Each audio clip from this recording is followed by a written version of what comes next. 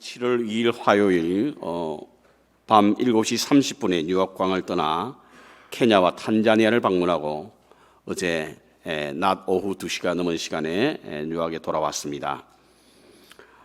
우리 교회에서 섬기는 박천달 선교사님이 사역하시는 신학교에서 지금 현직 탄자니아에서 목회하시는 그런 목회자들의 재교육과 부흥회를 인도해달라는 부탁을 받고 갔었습니다. 가는 길에 탄자니아와 가까운 곳에 있는 케냐 지역에 있는 선교사님들을 뵙고 또 특별히 그곳에 수련회가 있다고 해서 은혜도 받을 겸 해서 케냐로 먼저 갔습니다. 프랭크푸르트에서 한 2시간 비행기를 갈아타고 밤늦은 시간 10시가 넘은 시간에 나이로비에 도착하고 그곳에서 하룻밤을 머물고 국내선을 타고 선교사님들과 가족들이 모이는 수련회 장소인 몬바사 그곳에서 2박 3일을 지냈습니다. 그곳에서는 우리 교회가 지원하는 이경자 선교사님도 뵙고요. 또 저 교회를 다녀가셨던 정강옥 선교사님, 그리고 케냐의 감독으로 있는 제 친구 송충석 감독과 그 당시 한 100여 명 이상 모인 우리 선교사님들과 가족들과 인사를 나누었고요. 그리고 사역지를 방문했습니다.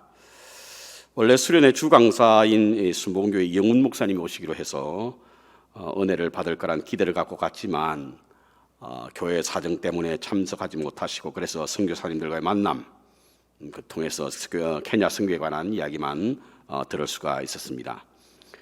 그리고는 토요일 오후 소형 버스 한 15인승 정도 되는 소형 버스를 타고 6시간 30분을 달려 밤늦은 시간에 탄자니아 아루샤에 도착했습니다. 선교사님 준비해 주신 숙소에 사흘 머물고 그 다음 날 주일인 주일에 탄자니아 감리교회에 설교하러 갔습니다. 해발 1500m가 넘는 산마을에 위치한 교회를 험한 비탈지 산길을 따라서 1시간을 운전한 끝에 한 100여 명 정도 모이는 교회에서 주일 예배를 인도했고 그리고 월요일 저녁부터 집회를 시작으로 목요일까지 낮 시간에는 2시간씩 신학 세미나를 했고 밤에는 1시간가량 집회를 인도하고 돌아왔습니다. 물을 갈아 마셔서 그런지 배탈이 나서 불편한 것을 제외하고는 무탈하게 돌아오게 되었습니다. 처음 가본 아프리카 강의와 집회를 위해 기도해 주신 여러분들에게 진심으로 감사를 드립니다. 그리고 새벽 기도회를 인도해 주신 원로 장로님들과 우리 시모 장로님 그리고 금요 예배를 위해 간증해 주신 두 분의 권사님께도 감사를 드립니다. 무척 긴장되었던 시간만큼이나 마치고 돌아올 때는 보람이 있었고 또한 감사의 시간을 가졌습니다. 뿐만 아니라 하나님을 향한 아프리카 사람들의 열정과 하나님 나라를 갈망하는 그들의 모습을 보고 많은 도전을 받고 돌아왔습니다. 오늘 본문은 이스라엘 백성들이 출애굽하고 난 후에 첫 번째 위기를 맞게 되는 장면을 그리고 있습니다. 하나님은 430년 동안 애굽의 노예 생활하던 이스라엘 백성들을 모세를 통하여 출애굽하게 했습니다. 애굽 왕 바로는 하나님께서 내리시는 10가지 재앙을 견디지 못하고 이스라엘 백성을 노예에서 해방시켜 내보내주기는 했지만 이내 마음이 바뀌어서 애굽을 떠나는 이스라엘 사람들을 죽이려고 쫓아가기 시작한 것입니다. 이 소식을 전해들은 이스라엘 백성들은 서둘러 길을 나서 약속의 땅으로 향하여 가는 길을 재촉했습니다. 그런데 그만 홍해를 만나게 된 것입니다. 해방의 기쁨이 채 가시기도 전에 위기를 맞이하게 된 것입니다. 예수를 믿고 구원을 얻어 죄와 심판으로부터 자유함을 얻었다고 해서 모든 것이 평탄한 것은 아닙니다. 예수를 믿어도 위험은 엄습할 수 있고 위기는 찾아올 수 있습니다. 오늘 이스라엘 백성들이 위기를 맞이한 것처럼 말입니다. 그래서 저는 오늘 이 말씀 속에서 우리가 위기를 맞았을 때에 어떤 자세를 가져야 할 것인지에 관한 묵상을 함께 해보도록 하겠습니다. 우리는 흔히 위기를 만나면 어떤 선택을 해야 합니다. 위기에 맞서 싸우든지 그렇지 않으면 포기하여 하고 타협하든지 해야 합니다. 오늘 본문의 위기를 맞은 이스라엘 백성들도 두 가지 중에 하나를 선택해야 했습니다. 물에 뛰어들어 건너가려고 시도를 하든지, 그렇지 않으면 애국 군대와 맞서 싸우든지. 그런데 사실은 이 두 가지는 모두 불가능한 일입니다. 가능하지 않습니다. 왜냐하면 홍해는 큰 바다입니다. 그래서 그 바다는 헤엄쳐서 건너갈 수 있는 곳이 아닙니다. 바다로 뛰어든다는 것은 죽음을 의미하는 것입니다. 더군다나 출애굽한 이스라엘 백성들에게는 60만 장정뿐만 아니라 어린아이들과 노인들도 있었고 또 많은 가축을 가지고 왔기 때문에 바다를 건넌다라고 하는 것은 거의 불가능한 일입니다. 그렇다고 해서 애국 군대와 맞서서 싸울 수도 없었습니다. 애국 군대는 잘 훈련된 강하고 힘센 군사들이었습니다. 평생 노예로 살던 이스라엘 사람들이 그들의 그 대적이 될 수가 없었던 것입니다. 더군다나 애굽 사람들은 마병과 병거와 무기 등으로 무장하여 그들을 쫓았기 때문에 그들과 싸우는 것은 마치 계란으로 바위를 치는 것과 같은 것입니다. 그러므로 그들은 사면초가의 위기에 빠졌습니다. 앞이 보이지 않았습니다. 피할 마땅한 방법이 없었습니다. 그래서 오늘 본문의 백성들은 동요하기 시작한 것입니다. 이때 모세는 백성들을 향하여 두려워 말라. 13절을 보겠습니다. 모세가 백성에게 이르되 너희는 두려워 말라라고 외칩니다. 두려움은 모든 부정적인 생각을 만들어냅니다. 근심과 걱정을 만들어내고 불안과 초조를 조성합니다. 스스로 열등감을 갖게 만들고 자존감을 상실하게 만드는 것이 바로 두려움입니다. 그래서 전쟁에 나간 군사에게 가장 경계해야 하는 것은 바로 눈앞에 보이는 적들이 아니라 내 안에 있는 두려움이라고 합니다. 장수가 군사들에게 용기를 주고 사기를 북돋아 주는 것은 바로 두려움을 이기기 위한 것이지요.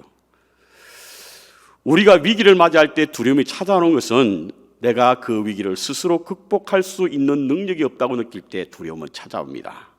감당이 힘들 때에 두려움은 찾아오는 것이죠. 오늘 이스라엘 백성들이 위기를 맞이할 때 두려웠던 것은 자신들의 힘으로 능력으로 극복할 수 없다는 느낌이 들었기 때문에 그들은 두려워 떨고 있었던 것입니다. 이때 모세는 백성들을 향하여 이렇게 외칩니다. 두려워 말라. 하나님이 너희를 위하여 싸울 것이라. 두려워 말라. 하나님이 너희를 위하여 싸울 것이라. 두려움에 떨고 있는 백성들을 향하여 하나님이 너희를 위하여 싸울 것이라고 외쳤습니다. 스스로 위기를 극복하지 못함으로 두려움으로 인해서 찾아온 불안과 초조 속에 있는 백성들을 향하여 하나님이 너희를 위하여 싸울 것이다 라고 말씀하신 것입니다. 그렇습니다. 위기에 사로잡혀 있을 때에 두려움을 이기는 방법은 원수보다 더 강하신 분이 우리를 대신해서 싸워줄 때 우리는 두려움을 이길 수 있는 줄로 믿습니다. 원수보다 더 힘이 세고 원수보다 더 강하며 원수보다 지혜로운 어떤 누군가가 우리의 도움이 된다고 한다면 우리는 반드시 그 두려움을 극복할 수 있을 줄로 압니다. 그래서 모세는 두려움에 떨고 있는 이스라엘 백성들을 향하여 두려워 말라. 하나님이 우리를 대신하여 싸울 것이다 라고 선포한 것입니다. 저는 로마서 8장에 있는 말씀을 참 좋아하고 보석과 같은 하나님의 약속이라고 믿습니다. 그 중에 하나가 무엇이냐면 바로 하나님이 우리를 위하시면 누가 우리의 대적이 되리요. 하나님이 우리를 위하시면 누가 우리의 대적이 되리요. 특히 위기가 찾아와 우리의 마음을 재우는 어떤 순간에 있을 때는 이 말씀이 큰 위로가 되고 용기가 됩니다. 앞이 보이지 않는 캄캄한 길을 걸을 때에, 그래서 도적같이 두려움이 우리에게 찾아올 때에 이 말씀은 우리가 미래를 향하여 걸어가는 일에 큰 힘이 되는 말씀입니다. 그래서 저는 이 말씀을 자주 묵상하고 이 말씀을 갖고 기도합니다. 여러분, 우리는 두려움이 없을 수 없습니다. 그것은 우리는 유한한 존재이고 그리고 제한적인 사람이기 때문에 그렇습니다. 우리는 대적하는 세상보다 약하고 모자라기 때문에 우리는 늘 두려움 속에 살아가는 것입니다.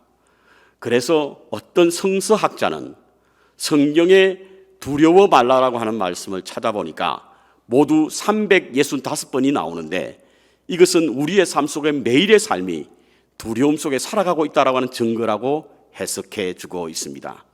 매우 공감이 가는 말입니다.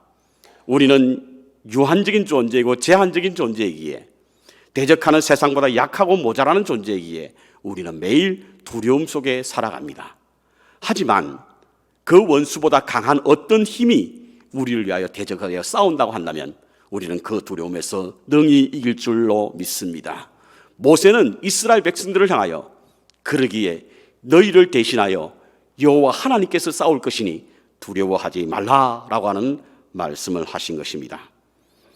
그리고는 13절에 이렇게 말씀하고 있습니다. 너희는 가만히 서서. 왜 이와 같은 말씀을 하게 되었는지 여러 가지 추론을 할 수가 있습니다.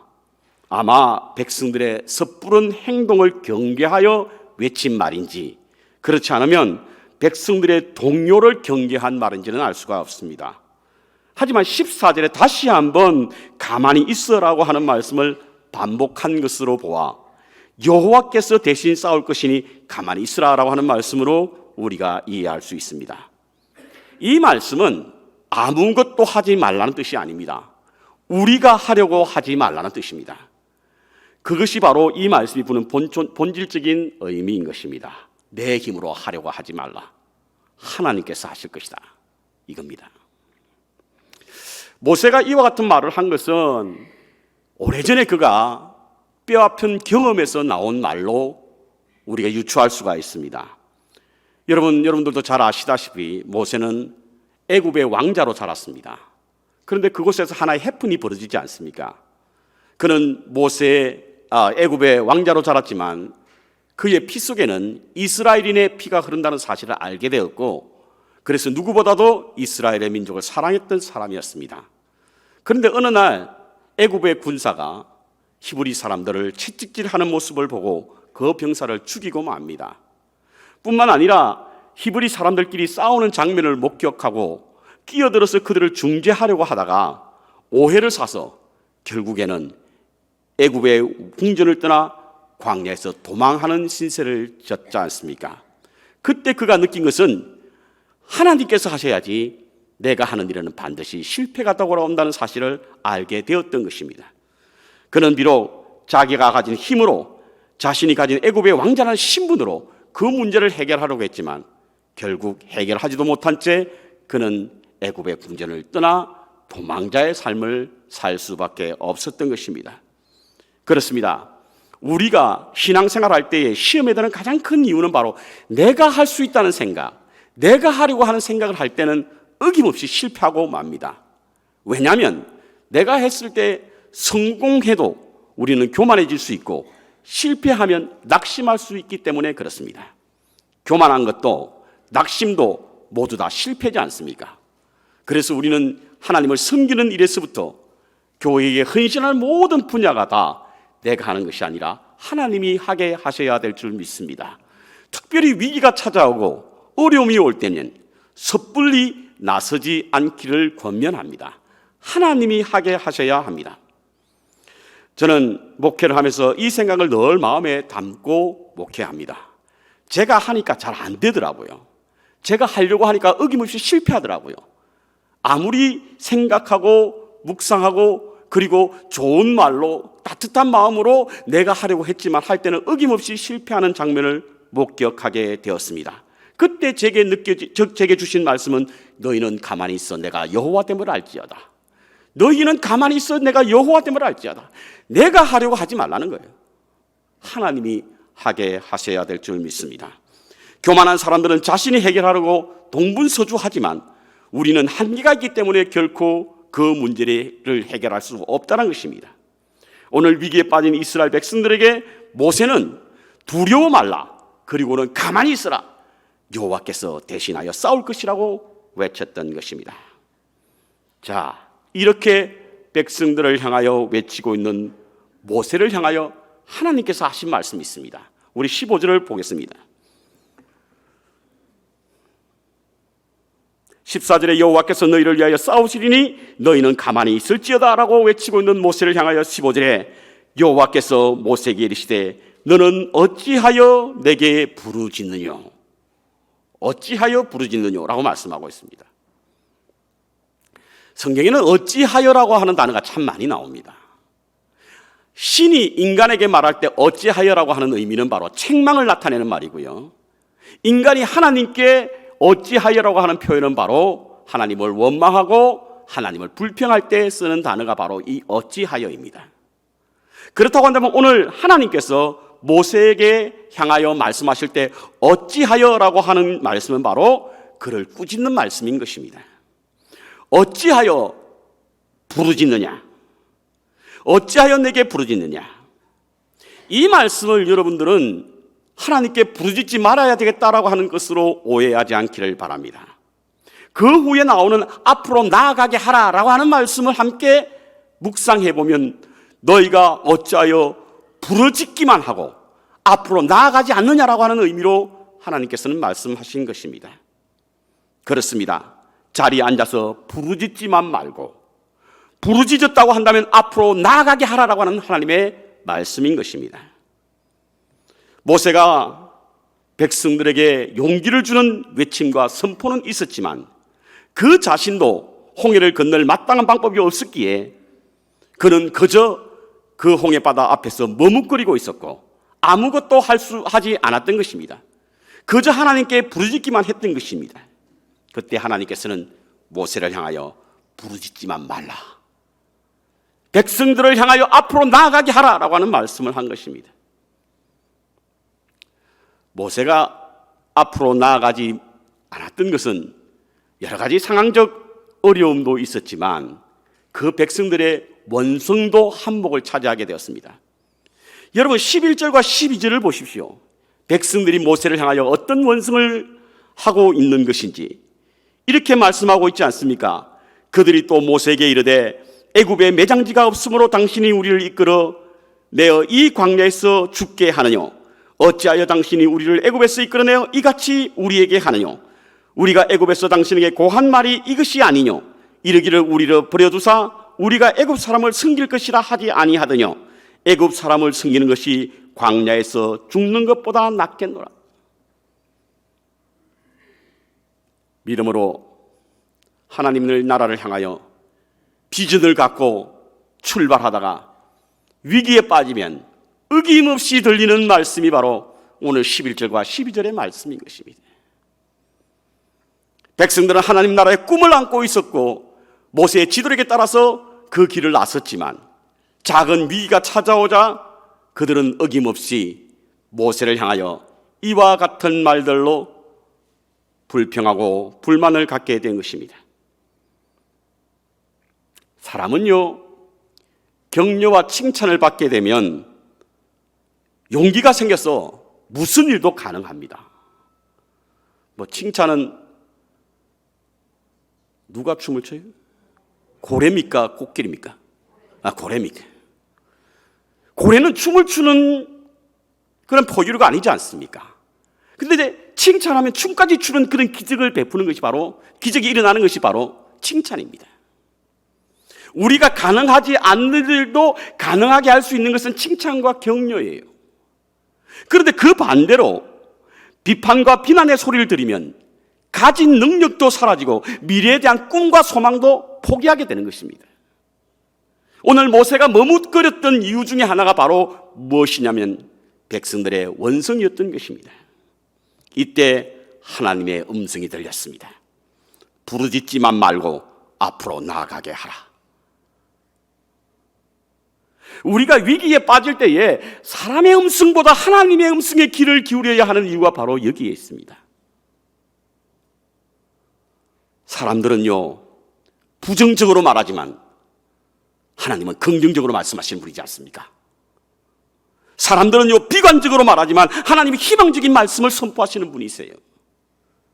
그러므로 사람을 향한 귀는 닫고 하나님을 향한 귀는 열려 있어야 될 줄 믿습니다. 특별히 위기를 만날 때면 더더욱 그렇습니다. 어려움을 만날 때면 사람을 찾아가지 마시기 바랍니다. 세상의 길은 닫고 하나님의 길을 열어야만 합니다. 그때 주의 음성을 들을 수 있고, 그때 하나님이 우리를 향하신 뜻을 발견하게 되며 비전을 향하여 나아갈 수 있게 되는 것입니다. 저는 이와 같은 이유 때문에 기도하시는 분과 함께 대화하기를 좋아하고, 기도하시는 분들과 함께 교회 비전을 쉐어하기를 좋아합니다. 세상 사람들의 이야기에 우리의 마음은 매우 비관적이고 낭만가기 때문에 어떤 일도 가능한 일이 없습니다.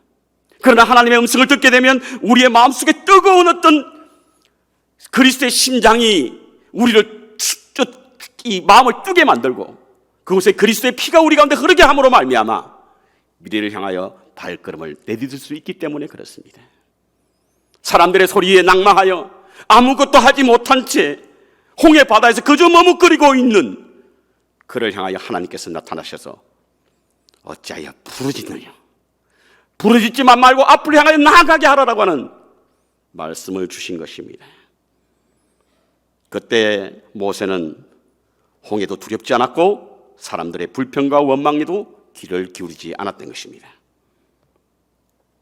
미국의 커뮤니티 성학자로 볼 수 있는 폴 스폴츠라고 하는 교수가 있습니다. 이분이 역경을 만나게 되면 사람들에게는 세 가지 유형의 사람들이 나타난다는 거예요. 첫 번째는 쿠이르, 도망자의 모습을 드러내는 사람이 있답니다. 위기가 찾아오면 어려운 일 앞에 포기하고 낙심하고 다 끝났다고 생각하고 쉽게 절망해버리는 스타일의 유형이 있다는 거예요. 혹시 제 말하고 있나 이렇게 오해하지 않기를. 그런 분이 있지 않습니까? 두 번째로 캠퍼, 숨는 자가 있다는 거예요. 어떤 위기가 찾아오면 조금만 어려워도 도망하려고 하고 어디론가 피해서 숨어버리는 사람, 이런 사람들이 있죠. 세 번째로 클라이머, 등산가 스타일이 있답니다. 위기가 찾아오고 어려움이 찾아온다 할지라도 새로운 도전을 하는 사람, 그래서 하나님과의 관계에서 일어나는 여러 가지 문제를 풀려고 노력하고 협력하여 선을 이루는 그런 사람. 저는 저와 여러분이 이 클라이머의 자리에 서 있는 저와 여러분이 되시기를 주님의 이름으로 축원합니다. 위기가 찾아오고 어려움이 찾아오면 그것을 뛰어넘을 수 있는 그런 유형의 분이 되시기를 바랍니다. 여러분, 장벽이라고 하는 것은요, 그것을 넘지 못하는 사람들이 하는 말이에요. 그것을 이기지 못하는 사람들에게만 주어진 겁니다. 그렇지 않는 사람에게는 장벽이라고는 존재하지 않는 것입니다.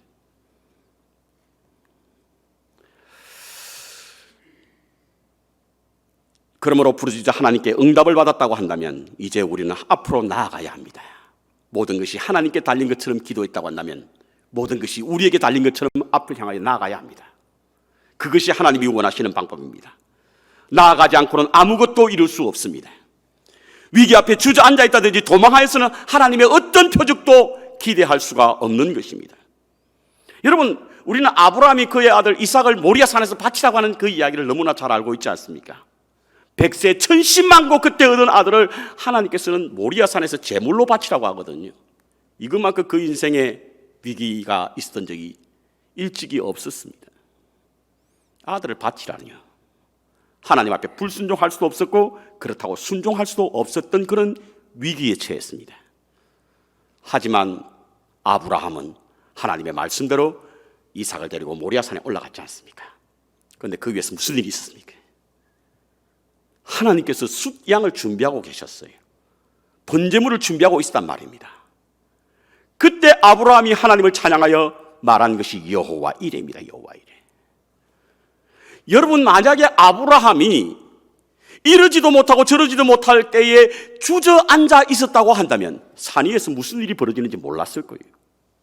하나님의 예비하심도 알지 못했을 것이고 하나님께서 준비하신 것도 보지 못했을 것입니다. 하지만 그가 하나님의 말씀을 듣고 앞으로 나아가게 될 때 그때 그는 하나님의 예비하심을 보게 되었는 줄 믿습니다. 여러분, 우리의 생애 속에 하나님께서 우리를 통하여 하실 계획이 많음에도 불구하고 그것을 경험하지 못했던 이유는 많은 순간 우리는 위기 앞에서 주저앉아 있었기 때문은 아닌지 돌아볼 수 있는 지혜가 필요합니다. 여러분.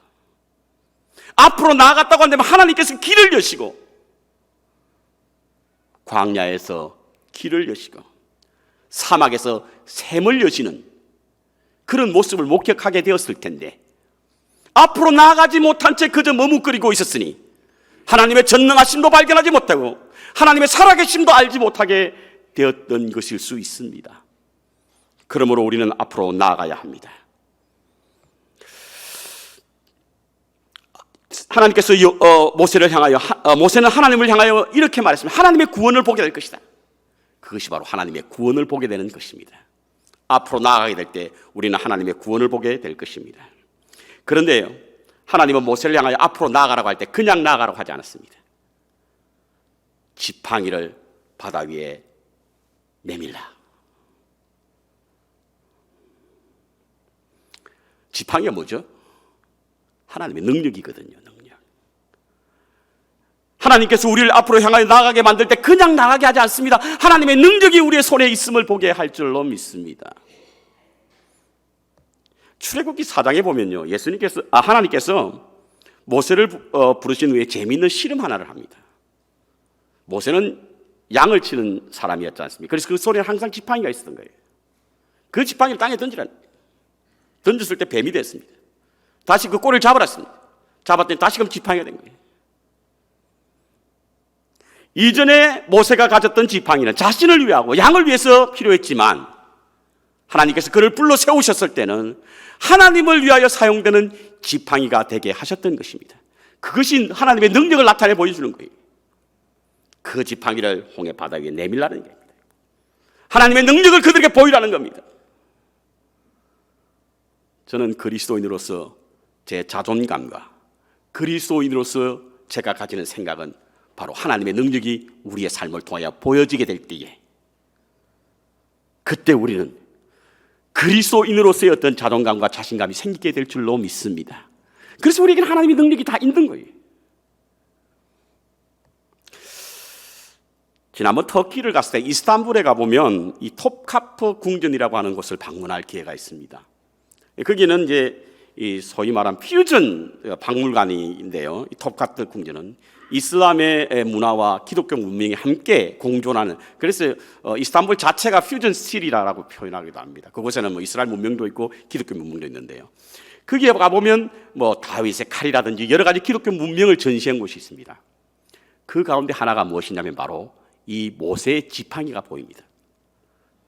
유리 안에 모세의 지팡이가 있고요. 그것을 전시해 놓고 많은 관람객들이 보게 되는데요. 그 안에 사진도 못 찍게 합니다.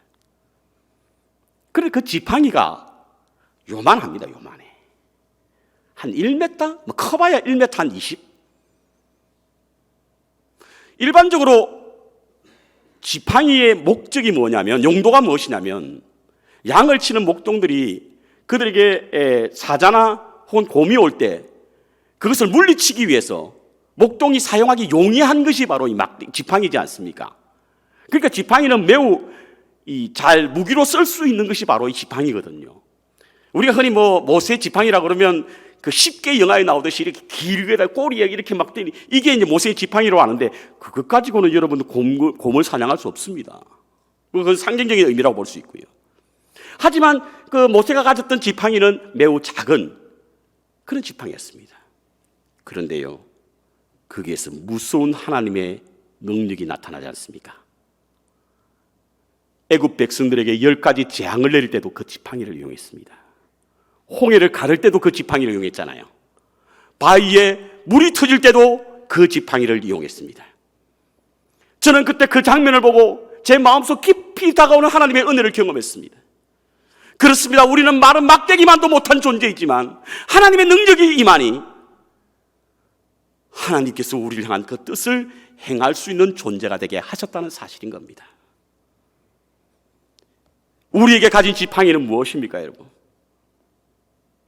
저는 우리가 오늘 이 시대에도 하나님의 지팡이, 하나님의 능력의 지팡이가 우리 가운데 있음을 믿습니다. 그것이 무엇이냐면 바로 우리 안에 계시는 성령님이십니다. 성령님. 사도행전 1장 8절을 보십시오. 오직 성령이 너희 가운데 임하시면 너희가 권능을 받고, 이 권능이라고 하는 것이 권세와 능력을 말하는 거 아니겠습니까? 우리가 하나님을 위한, 하나님을 통한, 그리고 하나님의 능력을 나타낼 수 있는 힘이 우리에게 있는데, 그것은 우리의 힘이 아니라 우리 안에 계신 성령께서 그 능력을 행하시는 것인 줄 믿습니다. 목사님, 우리같이 볼품없는 자들인데, 그렇습니다. 볼품 없기 때문에 볼품없는 우리를 통하여 하나님께서 능력을 행하시는 거예요. 성령은 어떤 거룩한 사람이나 특별한 사람, 특정한 인물, 특정한 때를 위해서 있는 것이 아니에요. 요엘서 2장에 보면 만민에게 하나님의 영이 부어질 것이라고 말하였고, 사도행전 2장에 보면 성령이 임하였을 때 모든 사람들이 언제든지 함께했고 영원히 거할 수 있는 것이 보혜사 성령이지 않습니까, 여러분? 그것이 우리에게 능력이 되는 거예요. 그런데 그와 같은 성령의 임하심이 어느 특정한 사람에게만 주어졌습니까? 아니잖아요. 고린도전서 3장에 보십시오. 하나님의 영이 너희 가운데 있음을 알지 못하냐고 말했는데요, 고린도 교회의 사람들은 여러분 우리와 같이 시시한 사람이었습니다. 모자라는 사람이었습니다. 문제가 많은 사람이었어요. 그럼에도 불구하고 하나님의 영이 그 가운데 임함을 알게 되었고 하나님의 영으로 하나님의 능력을 행하게 되는 걸로 믿습니다, 여러분. 그럼에도 불구하고 우리는 하나님의 능력을 사용하지 않는 거예요. 그저 붙잡고만 있지 그것을 행하지 못함으로 하나님의 능력을 우리가 나타내지 못하는 것입니다. 여러분, 위기가 찾아옵니까? 두려움이 찾아옵니까? 어려움이 찾아옵니까? 우리 안에 계신 하나님의 능력으로, 하나님의 영으로 하나님의 능력을 행할 수 있는 여러분 되시기를 주님의 이름으로 축원합니다. 시시하게 세상 사람들에게 매여 다니지 마시기 바랍니다, 여러분. 세상 사람들이 비굴하게 하지 마시기 바랍니다. 우리 안에는 하나님의 영이 있고 그 하나님의 영이 우리에게 능력을 행하게 하실 줄 믿습니다. 하나님의 능력으로 이겨낼 수 있어야 될 줄 믿습니다.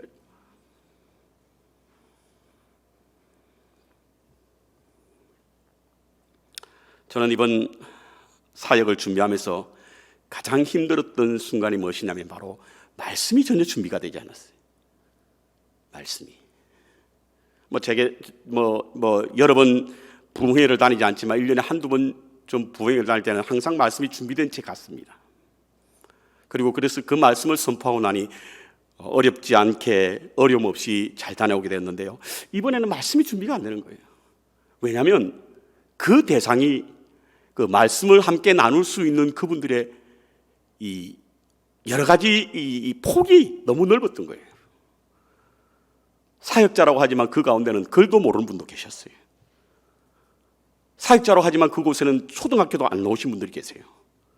그저 하나님 앞에 받은 은혜를 가지고 그 은혜를 나누고 그 생각을 나누다 보니까 목회자가 되었고, 그래서 하나님 말씀은 뒤로 한 채 그렇게 가르치는 분들, 그분들도 계셨고, 또 어떤 분들은 정식 신학교를 나와서 아주 목회를 열심히 하고 사역의 폭을 넓혀가는 분들도 계셨습니다.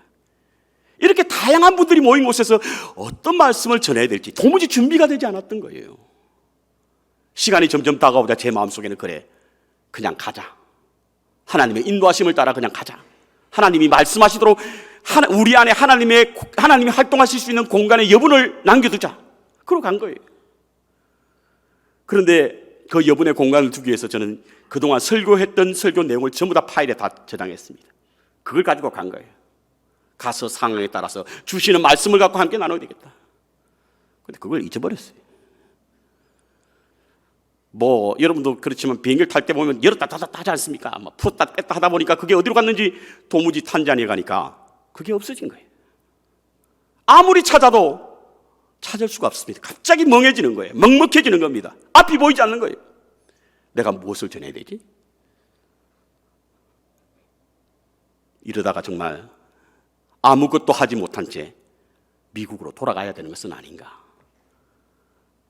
낮 시간 강의 시간 6시간, 저녁 시간 3시간, 주일 예배까지 4시간, 무엇을 도대체 전해야 할지 알지 못했습니다. 어떻게 말씀을 전해야 될지 생각이 나지 않는 거예요. 그때 제게 들려진 하나님의 음성이 있었습니다. 시편 18편에 있는 말씀, 주의 오른손이 나를 붙잡고 주의 온유함이 나를 크게 만드셨도다. 다윗이 하나님으로부터 왕으로 기름 부음 받고 난 후에 그는 10년을 넘게 도망자의 삶을 살았습니다. 오죽했으면 자기 나라에 살지 못하고 블레셋으로 2번이나 도망가서 그곳에 살았던 거예요. 사울은 자기의 군사를 데리고 다윗을 찾아 죽이기 위해서 동분서주했습니다. 그렇게 보낸 세월 후에 다윗이 왕으로 등극하고 왕이 되고 난 후에 하나님 앞에 찬양하며 경배하기를 주의 오른손이 나를 붙잡고 주의 온유함이 나를 크게 만드셨도다. 그는 이 시를 적기 전에 나의 힘이 되신 여호와여 내가 주를 찬양하이다. 주는 나의 반석이시요 나의 능력이 되심이라. 이 말씀이 제게 다가온 겁니다. 그래서 이 말씀 10편 18편에 있는 말씀을 가지고 탄자니아 감리교회 말씀을 전했습니다. 말씀을 전하니까 하나님의 영이 저를 붙잡고 있는 그런 체험이 드는 거예요. 그때 제가 어떤 생각이 들었냐면요, 제가 신학교를 다닐 때에 처음으로 헌신예배 설교를 했습니다. 여러분, 설교가 쉬울 것 같죠? 나도 할 수 있겠다 뭐라고 하시는 분이 계실지 모르겠습니다. 설교가 쉽지 않습니다. 더군다나 처음으로 신학생이 되어서 설교를 하려고 하니 얼마나 많이 들었겠습니까? 진땀 나는 일이거든요. 근데 그렇게 설교를 하고 내려오니까 기도를 많이 하시는 권사님이 제게 와서 제 손을 꼭 붙잡으시면서 이렇게 말씀하시고요. 전도사님, 힘드셨죠? 그런데요, 전도사님 뒤에 하나님의 성령이 전도사님 꼭 품고 있던데요. 전도사님 품고 있던데요. 저는 설교를 하고 내려오면서 잘했다, 내가 잘했다 생각했는데 제가 한 게 아니었어요. 하나님의 영이 저를 꼭 품고 있다는 거예요. 이 말씀을 나누다가 그때 생각이 막 나는 거예요. 그때 감동이 막 스며드는 거예요. 그렇습니다, 여러분. 우리가 잘했을가 아니라 하나님께서 우리를 품고 계시기에, 그래서 하나님의 손길을 느낄 수 있었고 하나님의 부드러운 음성을 들을 수가 있었던 겁니다. 우리가 위기가 올 때에 우리 홀로 있는 것이 아닙니다, 여러분. 우리의 등 뒤에서 나를 지키시는 분이 계실 줄로 믿습니다. 두려워하지 마시기 바랍니다. 어려워하지 마시기 바랍니다. 우리는 하나님의 나라를 향해 달려가는 철로 역정의 삶을 살아가고 있습니다. 이 과정 속에서 위기도 맞고 어려움도 당할 수 있습니다. 그래서 한 발자국도 전진하지 못한 채 머뭇거릴 때가 많이 있습니다. 두려워하지 마십시오. 하나님이 대신 싸우실 것입니다. 홍해도 가르시고 애국 군대를 물리친 살아계신 하나님이 우리의 하나님이지 않습니까? 그러므로 위기 속에 머뭇거리지 마시고 우리 안에 있는 하나님의 영으로 능력을 힘입어 한 걸음 한 걸음 천국을 향하여 중단 없이 나아갈 수 있는 저와 여러분 되시기를 주님의 이름으로 축원합니다.